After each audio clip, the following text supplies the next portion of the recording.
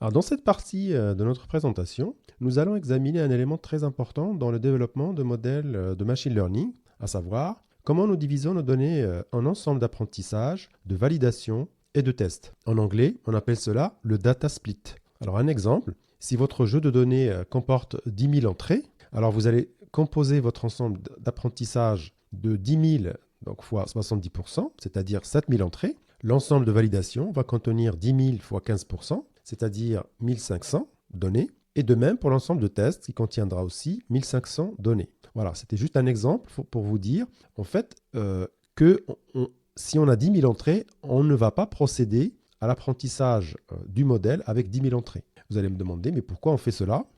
La clé de la réponse, c'est notre objectif qui est celui de créer un modèle qui fonctionne bien, non seulement sur les données qu'il a déjà vues, mais aussi sur de nouvelles données qu'il rencontre pour la première fois. Donc je m'explique.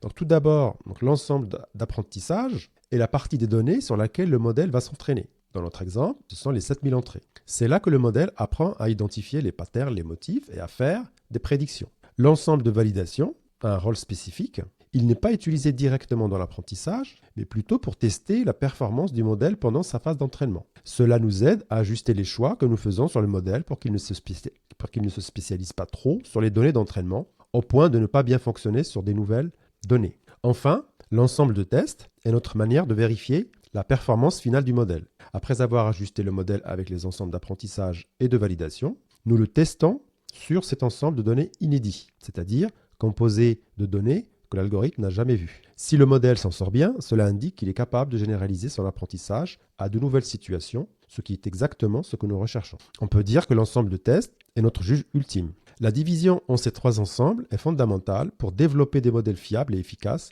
prêts à faire face à des situations réelles. Voilà pour l'essentiel de ce principe de data split.